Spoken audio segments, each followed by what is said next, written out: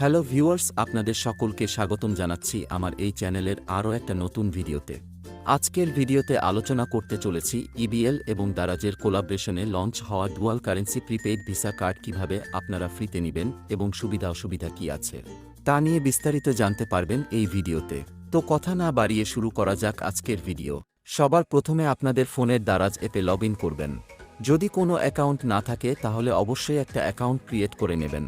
উপরে যে ব্যানারগুলো দেখতে পাচ্ছেন এগুলো স্লাইড করে একেবারে লাস্টে চলে যাবেন এবং কার্ডের ব্যানারের উপরে ক্লিক করবেন।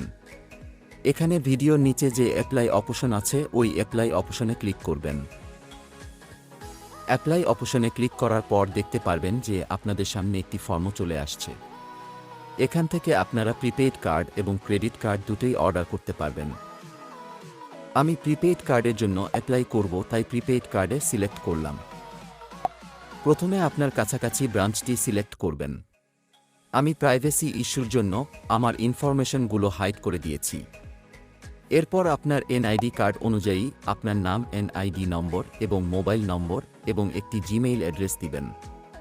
আর যদি ক্রেডিট কার্ড অপশন সিলেক্ট করেন তাহলে আপনার মান্থলি ইনকাম 25,000-এর উপরে হতে হবে এবং আপনার কাছে 3 সার্টিফিকেট থাকতে হবে। তাছাড়া আপনার বয়স সর্বনিম্ন 21 বছর বা তার উপরে হতে হবে এবং আপনার রিসেন্টলি ট্যাক্স রিটার্ন দাখিলের কপি দিতে হবে।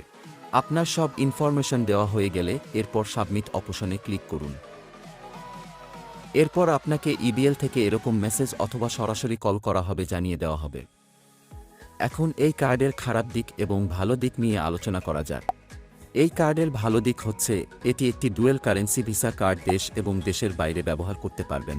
বর্তমানে এই কার্ডে কোনো ইস্যু চার্জ নেই, হয়তোবা পরবর্তীতে ইস্যু চার্জ এড হতে পারে, কিন্তু বর্তমানে কার্ডটি ফ্রিতে দেওয়া হচ্ছে। এটি নিতে ব্যাংকে কোনো অ্যাকাউন্ট করা লাগে না। কার্ডের মেয়াদ হচ্ছে 3 বছর। আর এই কার্ডের খারাপ দিক হচ্ছে প্রতি বছর ট্রানজ্যাকশন অ্যালার্ট চার্জ 300 টাকা, সাথে 5% সরকারি ভ্যাট যুক্ত হবে, যা টোটাল দাঁড়ায় 345 টাকা। তাছাড়া 3 বছরের জন্য কার্ডটিতে আর কোনো চার্জ নেই। এই কার্ড নিয়ে যদি কেউ কোনো কিছু মন্তব্য করতে চান তাহলে কমেন্টে করতে পারেন।